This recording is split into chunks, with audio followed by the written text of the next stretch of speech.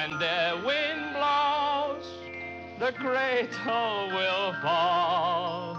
When the bow breaks, the cradle will fall.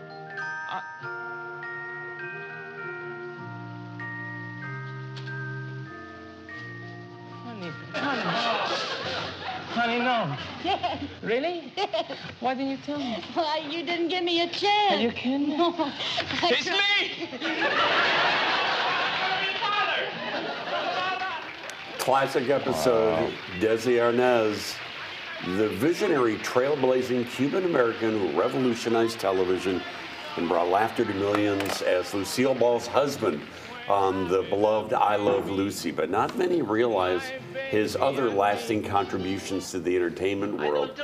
Beyond that iconic role, journalist Todd S. Purdom shares a deep dive into his new biography, Desi Arnaz, the man who invented television. And Todd joins us now. Good morning, Todd. Good morning. Great to be here. Thank you. Thank you for joining us. This is such an interesting story on so many levels, going back to when he was a young man in Cuba, born into wealth and aristocracy, and then losing everything, and then reemerging when his family came to the United States, right? Yes, I mean, he'd been raised as a prince in Cuba, and in 1933, when the regime there was overthrown, he had to flee to Miami with basically nothing. And he reinvented himself as a self-taught musician, wound up in a Broadway show, and when that show was made into a movie, he came to Hollywood and he met a woman named Lucille Ball, and the rest is history. Wow. And he introduced the conga line. Yes, in the late 1930s, as a nightclub performer, he got everyone around the country going 1, 2, 3, kick, 1, 2, 3, kick. And he was a really hot performer and kind of revolutionized that particular dance craze. Well, I think everyone's familiar with the love story of Lucille Ball and Desi Arnaz.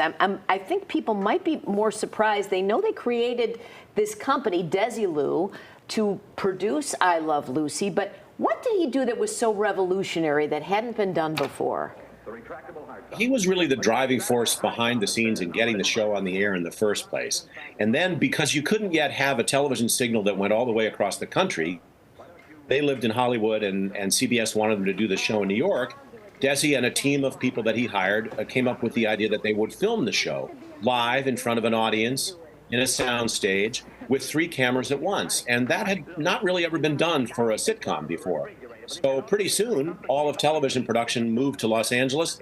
And basically, by filming it, he invented the rerun. And It was a huge business story, really. And the technique that he used, this 3-camera system of filming the shows, is something that's still used today. I mean, it really did change the way they made situation television, right? Absolutely. If you watch Friends or The Big Bang Theory or older shows like Mary Tyler Moore or All in the Family, you're watching them in the same way that Desilu did it in 1951. What were the ups and downs of that relationship? Well, they were a classic couple who really fell hard for each other. They sort of couldn't be together, and they couldn't be with each other. He was not very faithful. He had a problem. We would probably now call him a sex addict, and he couldn't stay faithful to his vows. He dallied with prostitutes a lot, and ultimately Lucy just couldn't take the humiliation. But they stayed friends after their divorce, and she relied on him for business advice, and they never stopped loving each other. They just had one of those tempestuous relationships that didn't work close up after a while. Go ahead, Dee. Well, toward the end of Desi's life, didn't Lucy say that even though they had both remarried for very long periods of time, that Lucy said that Desi was the great love of her life, always?